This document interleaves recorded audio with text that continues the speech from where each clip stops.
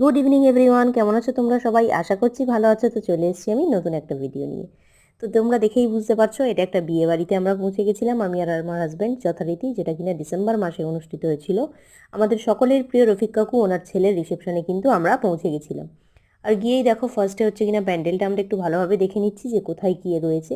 তো ফার্স্টেই দেখতে পেলাম যে একটা ফুড কোর্ট, এখানে কিনা স্টার্টার আইটেমের জন্য এটা করা হয়েছিল। আর তারপরেই কিন্তু যে প্লেসটা করেছিল সেখানে হচ্ছে কিনা বর বউ বসেছিল, যেখানে কিনা বিভিন্ন রকম ফটোগ্রাফি হচ্ছিল, মানুষজন আসছিল, যেখানে গিয়ে হচ্ছে কিনা গিফট দিচ্ছিল। তো যথারীতি আমরাও সেখানে গেলাম, গিয়ে অনেক ভিড় ছিল। তো গিয়ে হচ্ছে কিনা গিফটটা দিলাম, দেন একটু ছবি তুলে নিলাম বর বউয়ের সাথে। আর তারপরেই কিন্তু আমরা ফুড কোর্টের দিকে চলে যাই। আর এখানে গিয়েই কিন্তু জানতে পারি যে অলরেডি কিন্তু কাকুর বাড়ির একটা বৌমা, যে কিনা হচ্ছে কিনা আমার স্কুল লাইফের বান্ধবী। তো যাই হোক, গিয়ে পরিচয় হলো, কথাবার্তাও হলো, ভালো লাগলো, অনেক দিন পর, বহু বছর পর যার সাথে দেখা হলো। তো গিয়ে হচ্ছে আমরা এখানে দেখো ফুড কোর্টের আইটেমে চলে গেছি এখানে টেস্ট করার জন্য। এখানে নিয়ে নিয়েছি বেবিকর্ন আর ফিশ বল।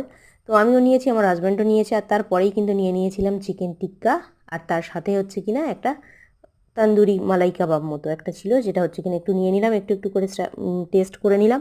আর তারপরে কিন্তু প্রচুর আইটেম এখানে হয়েছিল, স্টার্টারে হয়েছিল প্রচুর আইটেম, মেন কোর্সেও ছিল, এখানে বুফে সিস্টেমও ছিল।